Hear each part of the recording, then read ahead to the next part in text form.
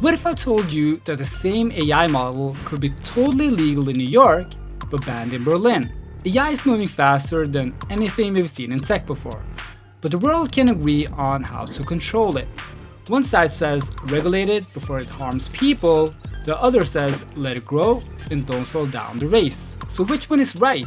In this video, we're breaking down the two most important AI strategies right now: the US AI Action Plan and the EU AI Act. They're shaping how AI will be built, tested, used, and possibly abused. And depending on where you live, your job, your kids, even your rights might be affected.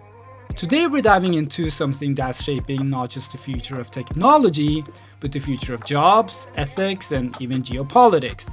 How governments are regulating artificial intelligence. In July 2025, the US launched an AI Action Plan, a sweeping policy shift that removes many barriers to innovation and pushes for American leadership in AI. On the other side of the Atlantic, the EU has spent years building the AI Act, a legal framework designed to ensure AI systems are safe, fair, and respectful of fundamental rights. These are two very different visions on how to govern one of the most powerful technologies of our time. And in this video, we're going to unpack both. Let's get started. I'm Kevin. I've been in risk and compliance for over 15 years. From head of audit in banking in New York to chief risk and compliance officer at a fintech in Europe. I've dealt with the pain points and I've learned what really works to both stay compliant and on top of the risk. Let's start with Europe. The EU AI Act was passed a year ago in 2024 and is considered the world's first comprehensive law on artificial intelligence. The idea behind the AI Act is to protect citizens' rights like privacy, freedom of expression, and protection from discrimination, while still allowing innovation. It works a bit like the traffic light systems. AI systems are categorized by risk, so unacceptable risks are banned entirely.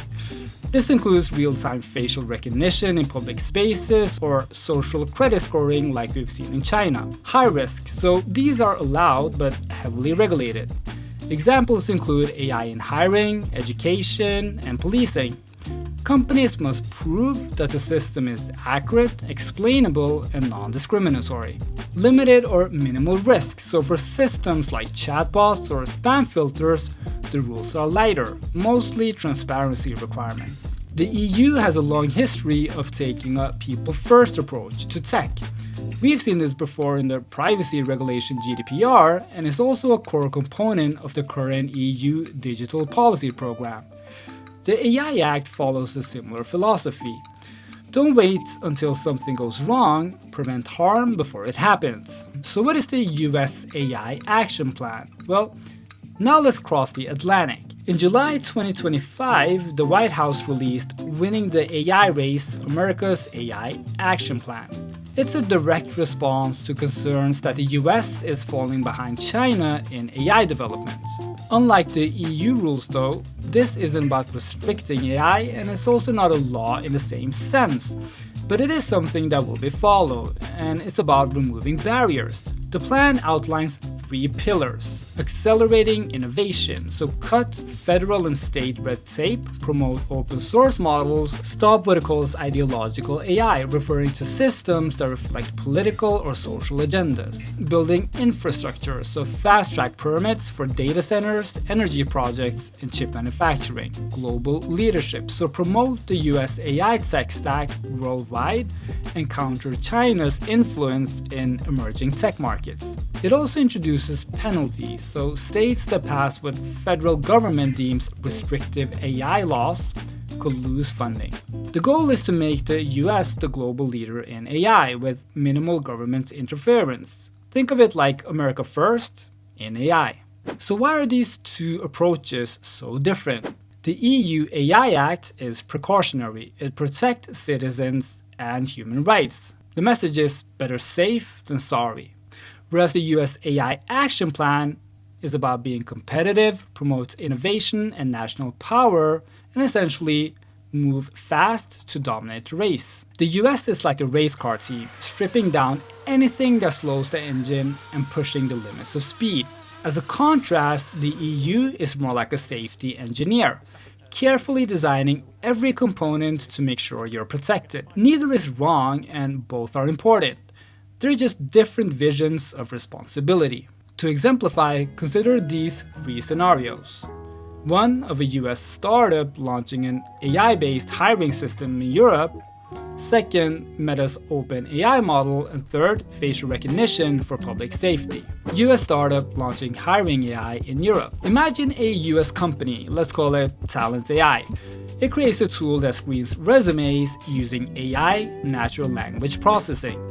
In the US, they can sell directly to clients. There's no mandatory audits or disclosures. But in France or Germany, they would need a detailed risk assessment, human override mechanism, and proof that the model doesn't discriminate. They likely need legal advisors just to enter the EU market, and the result is a barrier to entry, but one that builds public trust.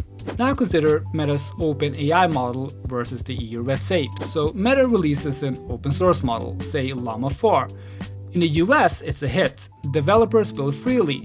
But in the EU, Meta may be considered a systemic deployer. If the model gets popular, even though it's free, Meta would need to provide safety documentation and usage restrictions. The result? The same model is thriving in the US, but legally risky in Europe. Consider facial recognition for public safety. So, a city in Texas wants to use facial recognition on traffic cameras. Under the US action plan, that's fine, especially for public safety. In the EU, it will most certainly be banned. So the result is that US vendors grow fast, but EU cities don't touch the tech. Let's break down how each region approaches specific AI use cases, and more importantly, why. So, facial recognition. EU bans most real-time facial recognition in public spaces like malls, airports, and train stations. Why?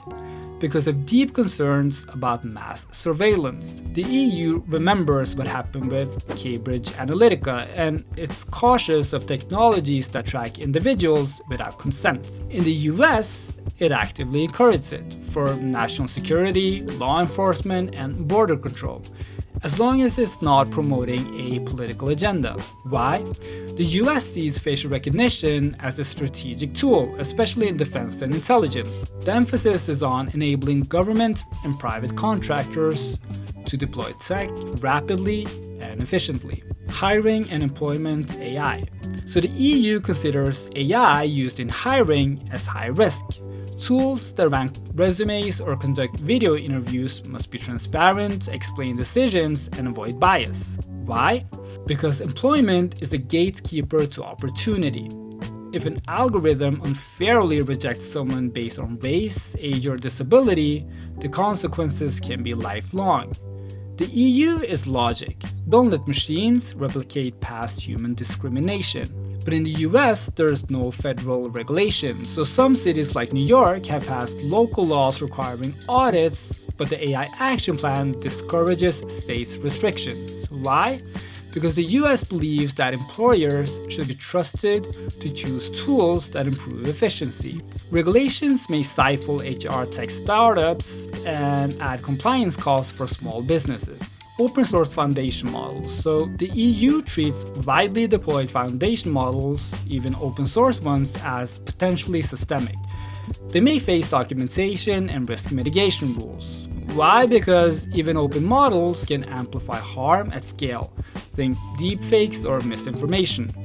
The EU sees model openness as separate from safety. The US, on the other hand, promotes open source models as alternatives to big tech and tools for scientific progress. Why? Because these sectors directly impact human lives. A biased health diagnosis or unfair loan denial can cause serious harm. In the US, there's no special federal guardrails. The assumption is that market forces and existing laws are enough. Why? Because the plan favors innovation speed over layered oversight. Let's talk about the criticisms and risks on both sides and even where they overlap. So the EU AI Act. There's risks of overreach. Critics say it's complex and bureaucratic, with high compliance costs that hit startups hardest. It might create a brain drain, pushing AI talent to the US or Asia. But supporters say it builds public trust and provides legal clarity. The US AI Action Plan risks of under-regulation, so critics argue that it puts too much trust in industry. Without fairness requirements, tools may discriminate.